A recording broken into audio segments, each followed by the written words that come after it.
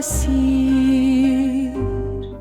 ஆண்டின் பொதுக்காலம் 13ஆம் வாரம் புதன்கிழமை.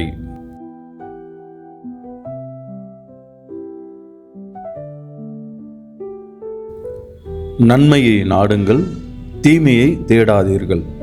அப்பொழுது நீங்கள் சொல்வது போல படைகளின் கடவுளாகிய ஆண்டவர் உங்களோடு இருப்பார். தீமையை வெறுத்து நன்மையை நாடுங்கள், நகர் வாயிலில் நீதியை நிலைநாட்டுங்கள். அப்பொழுது ஒருவேளை படைகளின் கடவுளாகிய ஆண்டவர் யோசேப்பின் வீட்டாரில் எஞ்சியிருப்போருக்கு இரக்கம் காட்டுவார். உங்கள் திருவிழாக்களை நான் வெறுத்து அருவருக்கிறேன். உங்கள் வழிபாட்டு கூட்டங்களில் எனக்கு விருப்பமே இல்லை. எரிபலிகளையும் தானிய படைகளையெல்லாம் எனக்கு நீங்கள் செலுத்தினாலும் நான் ஏற்க மாட்டேன். கொழுத்த விலங்குகளை நல்லுறவு பலிகளாக செலுத்தும் பொழுது நான் ஏறெடுத்தும் பார்க்க மாட்டேன். என் முன்னிலையில் நீங்கள் இரைச்சலிட்டு பாடும் பாடல்களை நிறுத்துங்கள். உங்கள் வீணைகளின் ஓசையை நான் கேட்க மாட்டேன். மாறாக நீதி வெள்ளமென பொங்கி வருக, நேர்மை வற்றாத ஆறாக பாய்ந்து வருக.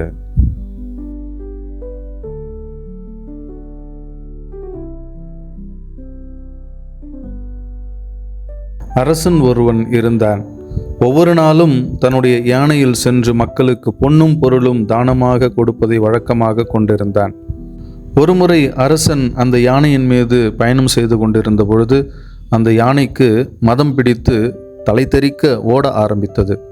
உடனே மக்கள் கூட்டம் யானையின் பின்னே ஓடினார்கள். எதற்காக? அரசனை காப்பாற்றுவதற்காகவா? கண்டிப்பாக இல்லை.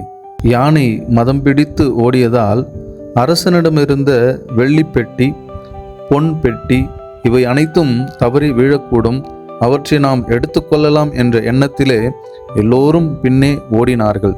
கொஞ்ச தூரம் ஓடிய பின் வெள்ளி பெட்டி கீழே விழுந்தது. அதை சிலர் எடுத்துக்கொண்டு சென்று விட்டார்கள். இன்னும் சற்று தூரம் ஒரு கூட்டம் ஓடிக்கொண்டே இருந்தது. அரசனுடைய கைகளில் இருந்து தவறி அந்த பொன் பெட்டியும் விழுந்தது. அந்த பொன்னை எல்லோரும் எடுத்து தங்களுக்குள்ளே பங்கிட்டு கொண்டு வீட்டிற்கு சென்று விட்டார்கள். அரசர் மட்டும் அந்த யானையின் மீது தனித்து விடப்பட்டார். இறுதியில் அழிந்தே போனார். அன்புக்குரியவர்களே, இன்று மனிதர்களை விட பணத்திற்கும் பொருட்களுக்கும் தான் முக்கியத்துவம் முதலிடம் தரப்படுகின்றது. இயேசு இதைத்தான் செய்தார். 2000 பன்றிகளை விட 2 மனிதர்கள் மேலானவர்கள் என்று மனிதர்களுக்கு முக்கியத்துவத்தை கொடுத்து அவர்களுடைய வாழ்க்கையை மேன்மைப்படுத்தினார்.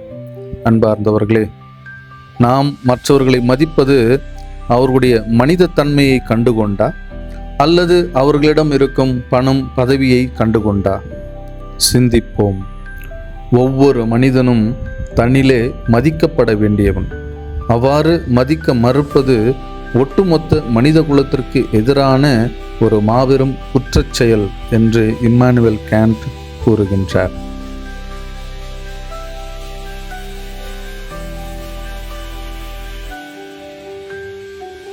எனவே அனைவரையும் மதிப்போம், அன்பு செய்வோம், ஏற்றுக்கொள்வோம், ஒற்றுமையாக இணைந்து வாழ்வோம்.